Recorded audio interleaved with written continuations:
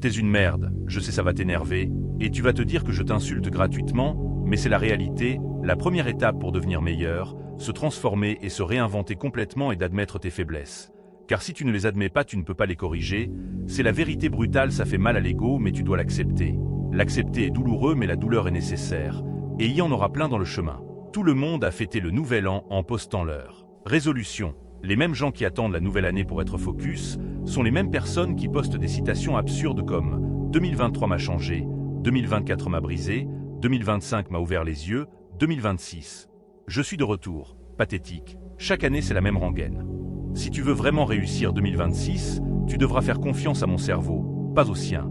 Je sais exactement ce que la majorité des gens font, ils entrent sans un plan, subissent des échecs et retombent dans leurs anciens patterns, scroll, procrastination et surréflexion. Alors écoutez bien car le dernier point pourrait être le plus important. 1.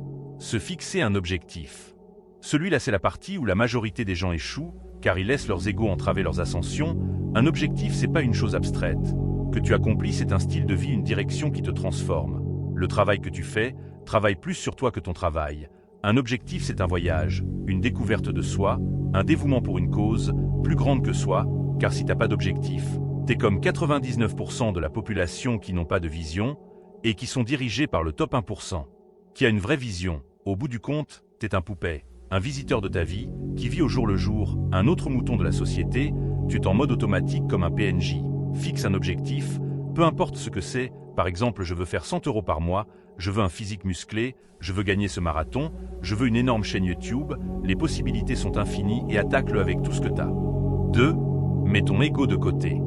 Au début j'ai mentionné l'ego, c'est pas un hasard, tu fais rien, t'es un suiveur. Sans ambition, ne vous mettez pas sur la défensive, parce que c'est vrai, admettez-le pour mieux évoluer car plus tu te surestimes, plus tu te tires des balles dans le pied. Certaines personnes sont tellement aveuglées par leurs égos qui les rend stupides, qu'ils se fixent des dizaines de gros objectifs à la fois, ils n'accomplissent aucun, et retournent dans leurs anciennes versions qui scrollent et procrastinent. Pathétique, c'est important d'avoir un ego, mais faut savoir quand l'écarter quand il t'entrave. Alors fixe un objectif et tiens-toi à ce seul objectif. Travaille dur, saigne pour ce dernier et ensuite tu te fixes un autre, que tu vas pouvoir atteindre grâce à l'effet cumulé. 3. L'effet cumulé.